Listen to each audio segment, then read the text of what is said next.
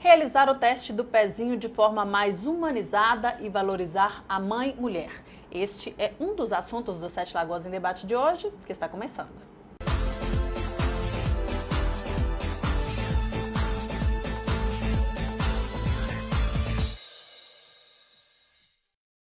O teste do pezinho com carinho consiste na amamentação do recém-nascido durante a coleta de sangue.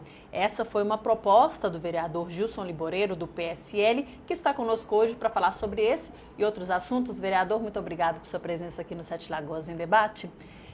Queria primeiro que o senhor explicasse o motivo pelo qual levantou essa bandeira aí do teste do pezinho com carinho. Ok, Raquel, eu agradeço o convite, de estar aqui debatendo esse assunto e outros assuntos. Primeiramente eu quero desejar assim, muita saúde, muita paz para todo o Sete Lagoano. Eu trabalho muito numa posição que eu chamo de positividade, eu faço assim, que as coisas têm que ser positivas. E eu entendo que nós temos muita matéria-prima, A nossa cidade é uma cidade que tem uma excelente localização, que tem recursos naturais, então nós temos que construir uma cidade melhor, Eu até falo que Sete Lagoas mais futura, eu quero mais futuro para Sete Lagoas. E eu vejo exemplos meus nesse país, de Campinas, por exemplo, que se tornou um polo universitário, E outras cidades como Divinópolis, que é um polo de confecções. E nós temos tudo isso para trabalhar, Então é muito importante a gente estar discutindo a nossa cidade. E para discutir a cidade, nós temos que discutir o quê? Qualidade de vida. E nessa qualidade de vida, discutir a saúde, A gente trabalha muito a questão da saúde única, que é a saúde humana, a saúde ambiental e a saúde animal. E a humana, primeiramente, nós temos que humanizá-la, De forma que as pessoas tenham condição de, primeiro, preventivo, De não se adoecerem. A gente cobra muito isso, até no Conselho de Saúde, eu cobro todas as reuniões do Conselho Municipal de Saúde, o investimento na saúde primária. Porque é até mais barato, É muito mais barato, Então, primeiramente, a gente tem que qualificar melhor o nosso pessoal no primeiro atendimento ali no ESF, nas unidades de saúde. E nós temos também que melhorar a nossa capacidade de laboratório, Porque não adianta o profissional médico pedir um exame e o usuário não fazer, E também a questão do medicamento, que é muito grave aqui em Sete Lagoas. Está faltando medicamento. Eu tenho falado isso com o meu amigo prefeito Ione. Falei essa semana com a nova secretária de saúde, doutora Vanessa Lopes. Então nós temos que investir, porque saúde é cara. A gente fala que na verdade a saúde não tem preço até, mas a doença é muito cara. Então por isso é que tem que prevenir. E entre essas questões está a proteção ao recém-nascido, A importância que tem o teste do pezinho, que é feito até 5 dias de nascido da nossa criança, E aqui em Sete Lagoas a gente tem uma profissional, a enfermeira Milene, que é lá da unidade de saúde da Cidade de Deus, que já tem um estudo desde 2005, que ela vem humanizando esse teste do pezinho. Nós tratamos e está no anteprojeto de lei, que eu vou pedir pessoalmente ao prefeito Ione e também à secretária Vanessa que transforme em lei, que assim ameniza muito a dor do recém-nascido naquele momento. É o momento que ele estiver coletando sangue, enfiar aquela agulhinha e estar amamentando. Na verdade, é até um cortezinho que se faz, É mais que uma agulhada. Porque tem que sair sangue suficiente para poder fazer em várias etapas do papel, Não é simplesmente um teste, é verdade. Exatamente. O procedimento ele é simples, Mas ele é assim, um valor imenso. E ele não gera custo. Não gera custo para o município. O que nós queremos? Que nesse procedimento do teste do pezinho seja feito com o recém-nascido amamentando.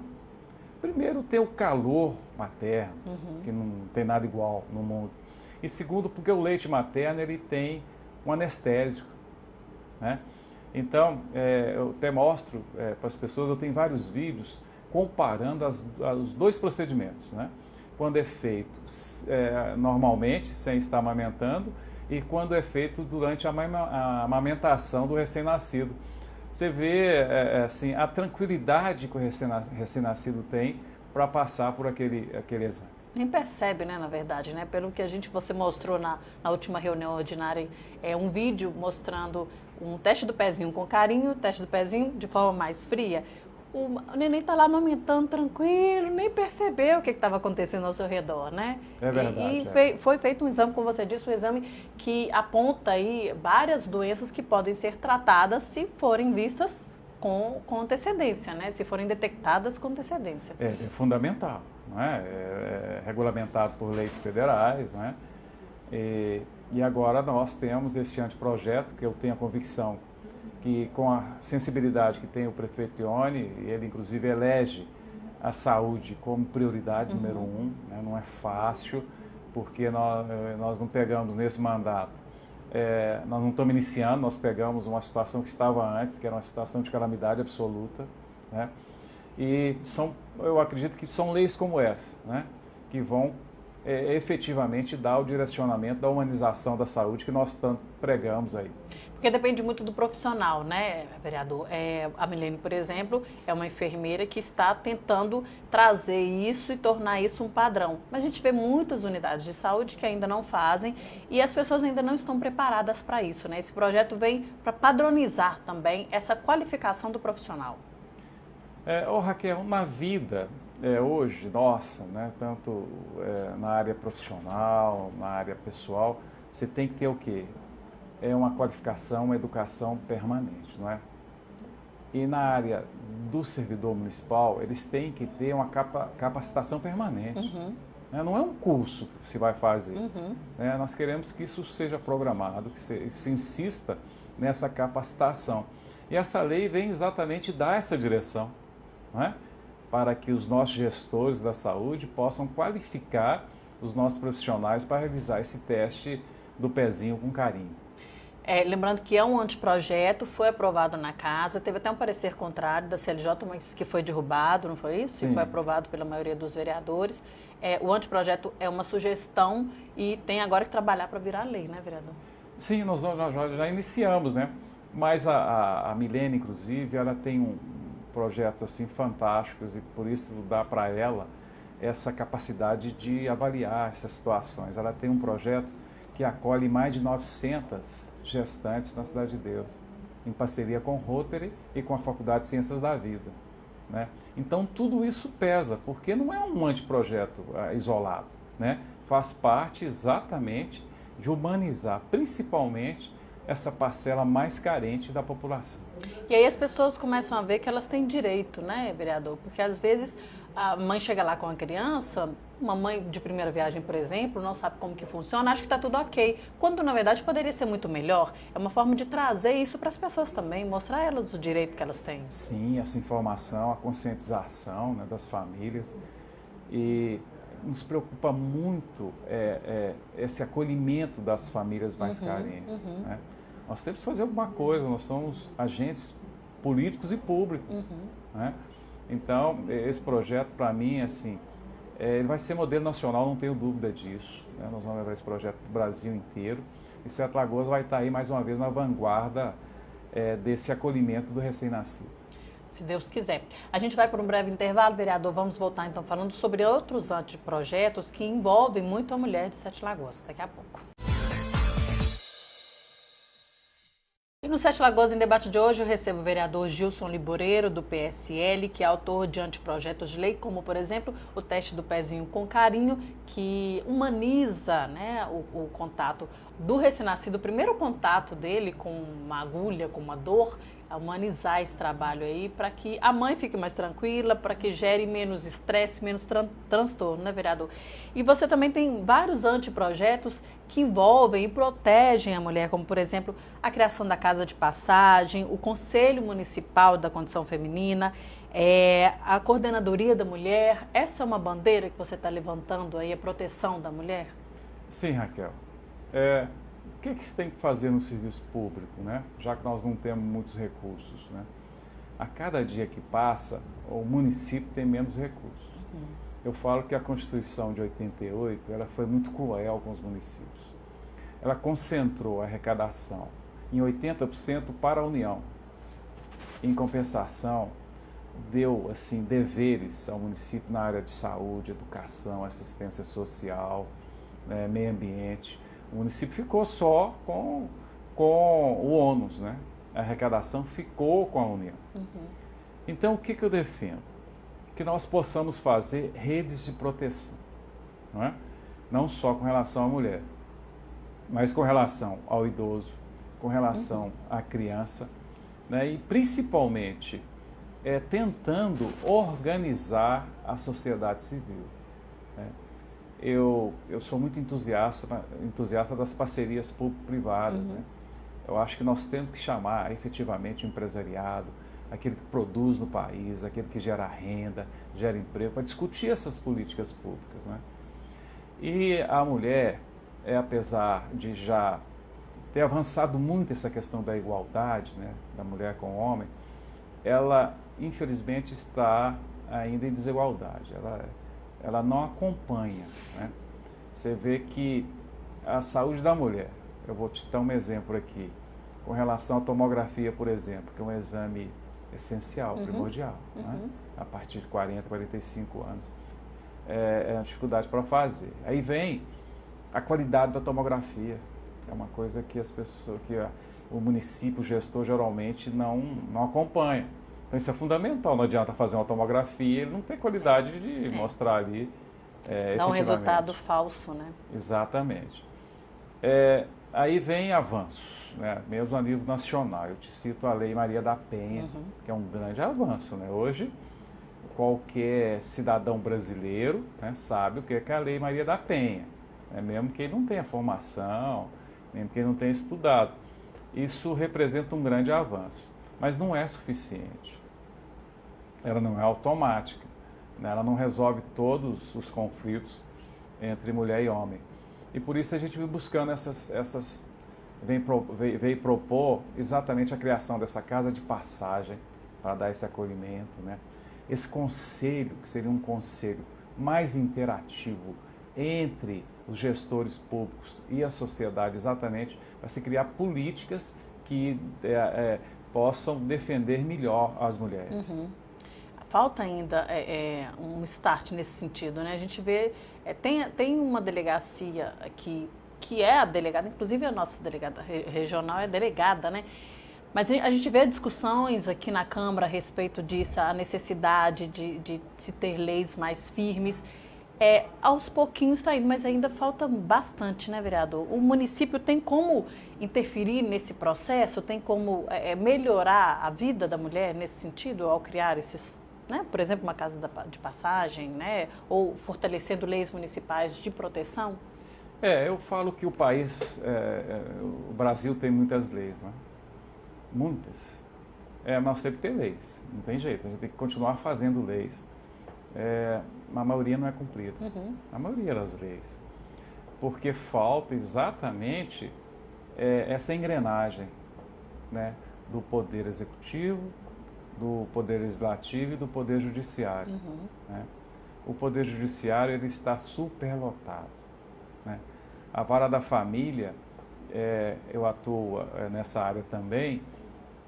Já aconteceu o caso aqui em Sete Lagoas que eu pedi em uma ação alimentos para um recém-nascido e demorou um ano para decidir. Para recém-nascido? Né, assim, isso é absurdo, né? E olha que eles falam que a vara da família é a vara que anda mais rápido, né? Sim, mesmo com essa agilidade, você vê, pelo volume de trabalho que tem a justiça como um todo nesse país, né? Então, nós não podemos depender só do Congresso Nacional, mesmo porque o Congresso Nacional está envolvido, assim, em outros assuntos, não muito republicanos, que eles não estão se preocupando muito com essa questão, né? Até vou falar de uma tese aqui que eu tenho, que eu acho fantástica. Esse país tinha que acabar com reeleição. Com reeleição? A reeleição é o grande mal desse país, porque quando alguém se elege para um cargo público, no primeiro dia de mandato ele já começa a pensar na reeleição, né?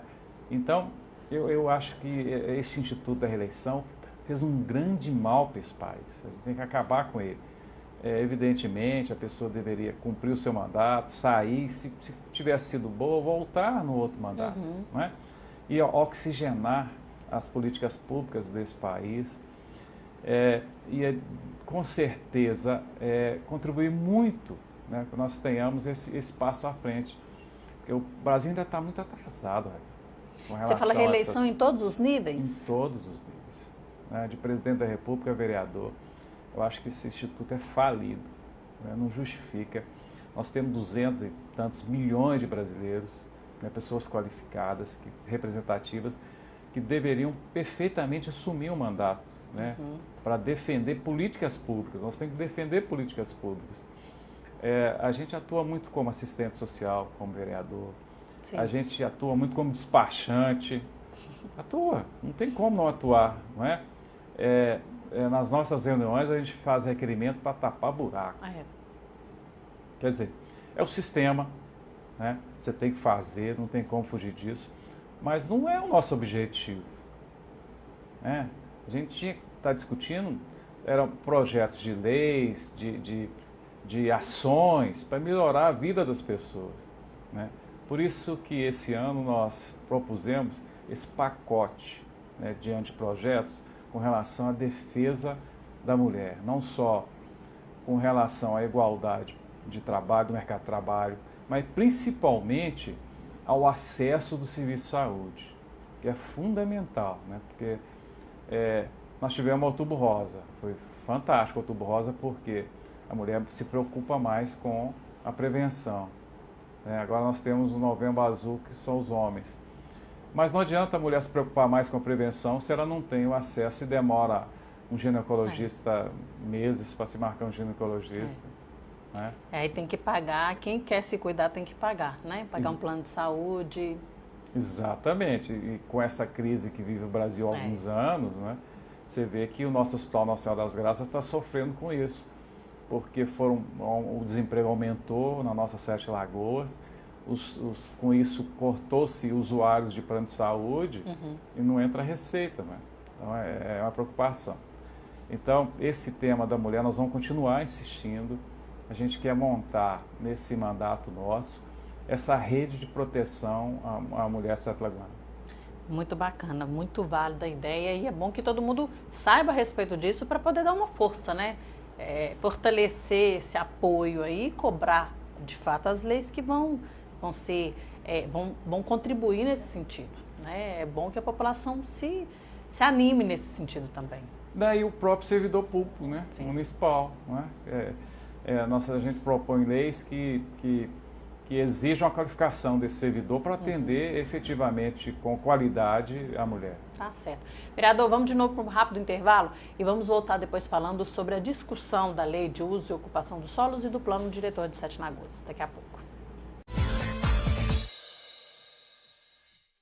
Sete Lagoas em Debate de hoje recebe o vereador Gilson Liboreiro, do PSL, que está aí trazendo a bandeira de proteção e amparo à mulher, ao idoso também, mas a gente também vai falar da última discussão da Câmara Municipal, que é em relação à Lei de Uso e Ocupação do Solo e também o Plano Diretor, que já está sendo discutido e tem que ser votado. Vereador, a última discussão que houve na Casa foi a respeito da legalidade de se discutir as leis complementares que vão compor ou não, né, no Plano Diretor. Qual que é a sua avaliação nesse sentido? Qual que é a discussão que realmente precisa ter? Não, a discussão ela tem que ser ampla, né? Sobre todos os aspectos. Essa questão do uso e ocupação do solo é fundamental para Sete Lagoas, não só para a população que precisa de casa, como para a localização das unidades de segurança, de saúde, para o empresariado, né, que está aí querendo aprovar novos loteamentos, e aí deságua lá na questão ambiental, né? Eu, como presidente da Comissão de Saúde e Meio Ambiente, eu tenho uma grande responsabilidade em discutir, em fomentar, né, fomentar a discussão desses projetos de lei complementar. E aí surgiu essa dúvida, que foi questionada, está sendo questionada por alguns especialistas, por alguns advogados, que a Constituição Federal, em conjunto com toda a legislação federal, como o Estatuto das Cidades, que rege essa matéria, diz que o plano diretor tem que ser revisado a cada 10 anos. E só depois da revisão do plano é que se pode votar uma lei de ocupação e uso do solo. Eu entendo que a Procuradoria da Prefeitura ela tem toda a competência, a capacidade de análise dessa questão, não é? Se ela enviou esses projetos de lei complementar, são 3 na verdade, e aí algumas pessoas me questionam, mas você vai cuidar da ocupação e uso do solo de Santa Cruz, precisa de 3 projetos? Né? Já começa aí essa dúvida. Não precisava, evidentemente, podia ter sido fungido, né? Porque na verdade essa lei é um código, né? É um código como é que se pode utilizar o solo, né? De quantos metros serão os lotes, quantos andares pode ter o prédio, né? Se pode construir próximo de uma nascente, se não pode. Essa preservação das nascentes, né? É uma grande discussão. Então, na verdade, eu não tenho uma opinião formada sobre essa questão da legalidade se apresentar os projetos de lei complementar antes da revisão do plano diretor. E estou questionando isso, né? No dia eu requeri ao vereador Pastor Fabrício, que era o presidente da audiência pública, para me encaminhar um parecer nesse sentido. Evidentemente, ele vai requerer esse parecer à Procuradoria da nossa casa, né? E também estou requerendo ao presidente da Câmara, né? Que informalmente me disse que pode até mesmo recorrer a outros especialistas, porque é um assunto muito sério e muito grave. Sim. Né? Ao mesmo tempo, nós temos urgência de votar essa matéria, não os projetos, né? Os projetos vamos votar assim que tivermos a segurança jurídica, né? Que eles não vão ser questionados juridicamente e não vão ser invalidados no futuro. Mas os projetos têm milhares, né, de ações esperando a votação desses projetos.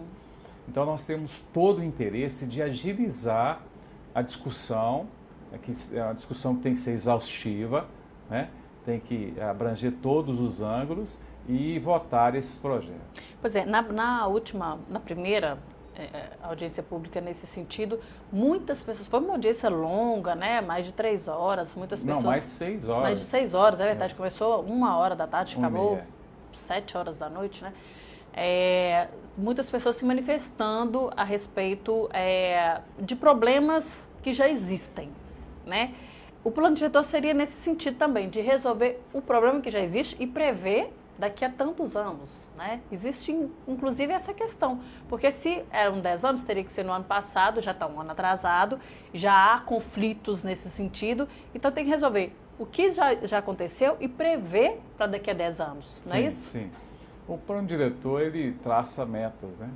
São perspectivas, o planejamento, e a lei é mais localizada, né? Eu falo que ela é mais incisiva, assim, mais cirúrgica, né? Ela vai falar tal área assim, vai ser denominada a zona tal, vai se configurar como a zona tal de ocupação do solo. Eu tenho discutido isso muito, até eu pedi uma audiência com o prefeito Leone, vou discutir isso com ele, porque eu não vejo nenhuma dificuldade de se fazer o plano diretor antes, mesmo com urgência que nós todos temos de se discutir e votar essa matéria. Porque o plano diretor, ele também demanda discussão, não é? Tem que se ouvir a sociedade, todos os interessados, mas é um processo que dura poucos meses, né? Como estamos aproximando aí do ano. Né? Esse ano é meio complicado, né, fazer isso ainda. Então seria mais prudente, né? Se pudéssemos votar esse plano diretor, e aí lá para março, abril, a gente voltar à discussão dessas leis de uso e ocupação do solo. Mas dá para votar o plano diretor ainda esse ano?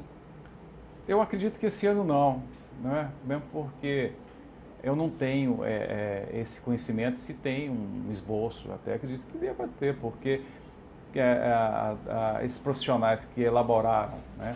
A gente percebe que são profissionais muito qualificados, né? Tanto os que foram contratados como do corpo dos servidores municipais, eles têm o perfeito domínio dessa matéria, não é?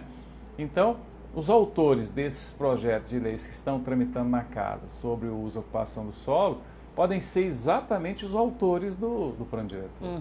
Né? Então, eu não vejo nenhuma dificuldade nisso. Inclusive, o executivo está em paralelo com isso, né? A discussão está sendo em todos os sentidos, né? Todos os sentidos, Pra você ter uma ideia, nós decidimos na Comissão de Meio Ambiente antecipar a discussão desses projetos, exatamente para dar agilidade. Então, nós não vamos esperar o projeto ser remitido, porque ele vai sair agora da Comissão de Legislação e Justiça, agora não, assim que se exaurir a discussão. Eu acredito que terão outras audiências públicas, né? Aí vem o parecer da Legislação e Justiça, e depois ele deve ir para obras e depois para a Comissão de Meio Ambiente. Então, nós já antecipamos esse processo, né? Hoje nós decidimos convidar, né, especialistas, convidar também órgãos diretamente ligados a essa questão ambiental, como a Embrapa, a Emater, o Sindicato Rural de Sete Lagoas, para analisar junto com a comissão os projetos de lei, são 3. E quando ele chegar na nossa comissão, praticamente a gente já vai estar com o trabalho adiantado. Bacana. Vereador, infelizmente nosso tempo esgotou, muito assunto importante para a gente falar. A casa está aberta, claro, para você voltar quantas vezes quiser para a gente falar aí sobre os seus anteprojetos e também sobre os assuntos que são discutidos em reunião plenária. Muito obrigada por sua presença aqui, viu? Eu que agradeço, viu? Muito obrigado e estou à disposição também. Tá certo. E obrigada a você pela sua companhia. Até o próximo programa.